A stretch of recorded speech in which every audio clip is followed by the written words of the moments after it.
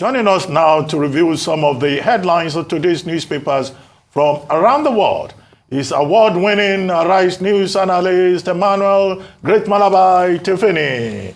Good morning, Emmanuel. Good morning, Ruben. Congratulations. Thank you very much. Well, I hope you have made all the necessary preparations. Good morning, Ayo. Let Uzi and Kingsley, let them Good go and morning, look for you and everything. It's not when we come out, you say Kingsley is on the way. He should not be on the way. The thing should be ready. Ruben, as we step out. You know, yesterday I acknowledged that everybody on this table contributed to this award.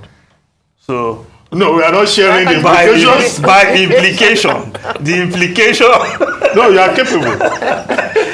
Don't bring that one. You know your bank is a capable bank. Capable bank.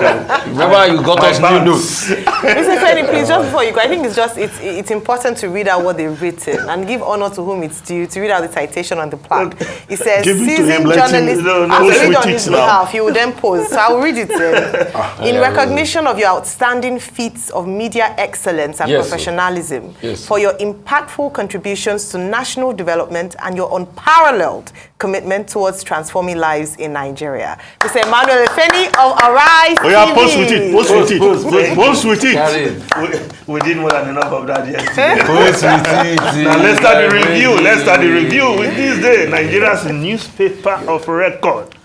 The lead story. CBN.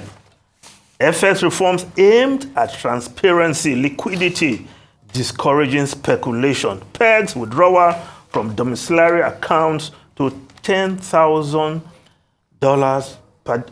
per day to prioritize orderly settlement of FX forward transactions to boost market confidence. Direct banks to ensure expeditious processing of BTA, PTA, school fees, others.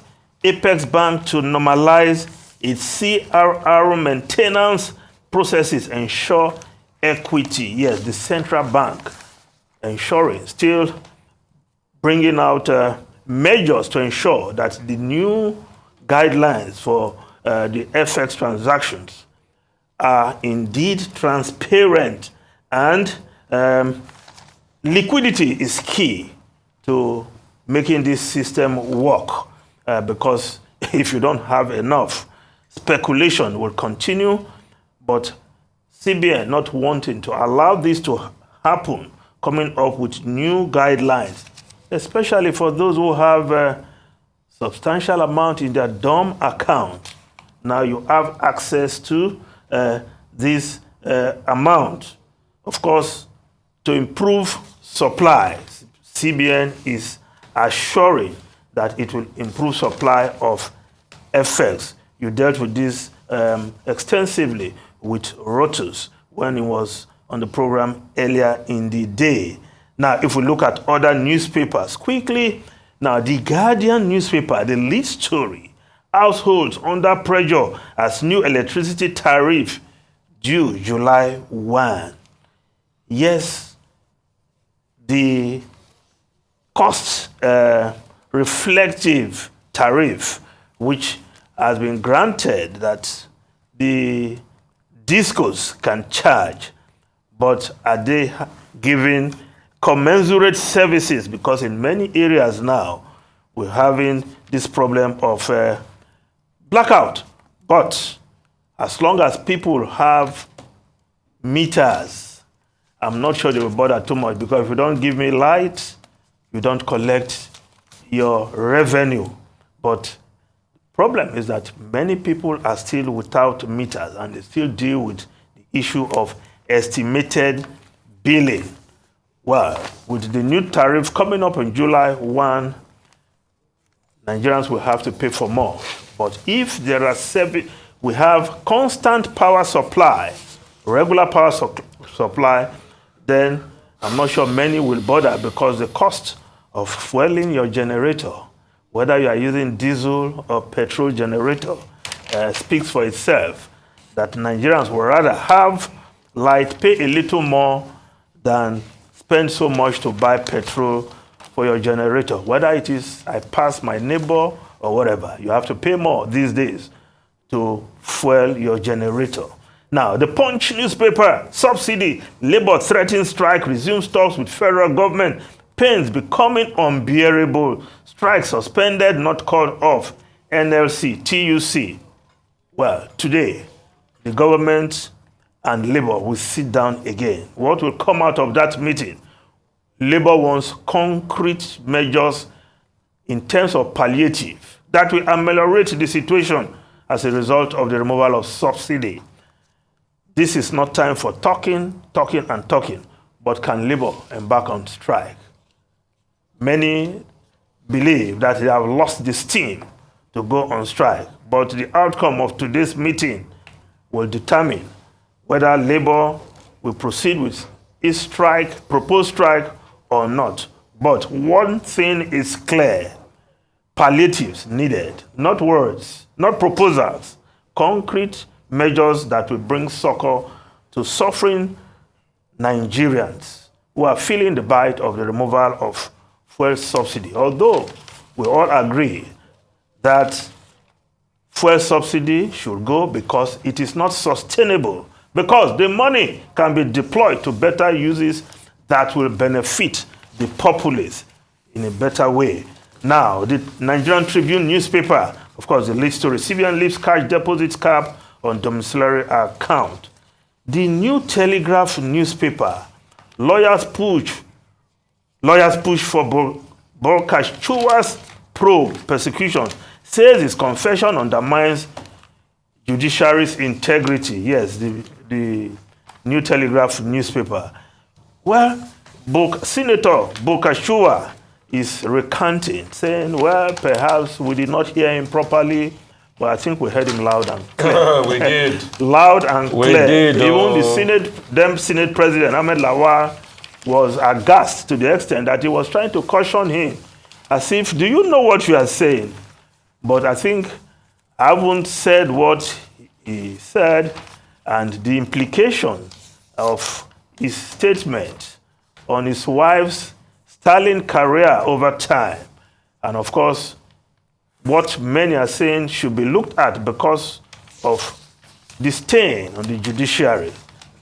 But whether anybody will put together, well, the National Judicial Council may want to look at that. The cases handled by Justice Bolkashuwa. But again, how not to talk carelessly, you will say. Now, the Vanguard newspaper: cabinet infighting as APC counts pitch for ministerial jobs. Lobbyists besiege Aso Rock. President may send list to Senate July 4. Special advisors may supervise ministers. That is the angle I don't get. Well, from the special advisors we have seen powerful men who know their onions in their various fields, and of course, the fact somebody like, of course, Wale Edu, special advisor on monetary policy, will have a very huge say on the direction of the government's policy in that direction. So it will not be surprising that some of these ministers, special advisors, will indeed command clouds that will see them bearing over ministers in the same area of duty, as it were. Now, also on the front page of the Vanguard, manufacturers spend 144.5 billion naira on self-generated power in 1 year. Of course, this is the problem we have with electricity, to the extent that for you to manufacture in Nigeria, you must also provide your own power. Otherwise, you are dead on arrival. And this is the problem which this government must also deal with, because in the past it has been said that the government of Bola Ahmed Tinubu in Lagos in its first brought Enron. Now, you are the president. Solve the light problem. And I'm sure the economy will be better for it. It's at the heart of production. And we just look at the Daily Trust newspaper: 4 days to go, over 15,000 Nigerian pilgrims yet to be airlifted. Nakon, Ahon activate rescue flights. Tour operators intending pilgrims lament. Sultan declares June 28, Eid el-Kabir. Now, below the photographs, homeowners cry out as Kano government marks houses for demolition. Where the government in Kano, is it a demolition government or a government that is to build? Because if a government has not even set up one flat for citizens, but it has made demolition its priority, I don't know whether this government in the first 100 days will be counting how many houses it demolished in the first 100 days. 100 houses demolished in 100 days. Some headline. But I think it does not look good. The optics that a government came in from day one, it started demolition. President Bola Ahmed Tinubu came in day one, he took action that many were expecting. Many failed to take in the past. Now, a government in Kano started with demolition, carrying on with demolition. I think somebody should tell the governor of Kano State that he needs better headlines. How he's providing facilities, how he's solving the problems that there are many areas of governance you need to deal with in Kano than concentrating on demolition. And of course, they have also imputed political motives to this demolition. Not good for a new government if the governor in Kano is listening. Now, the Nation newspaper, Akpabio Abbas, lawmakers will back Tinubu to deliver. We are here to work, says First Lady.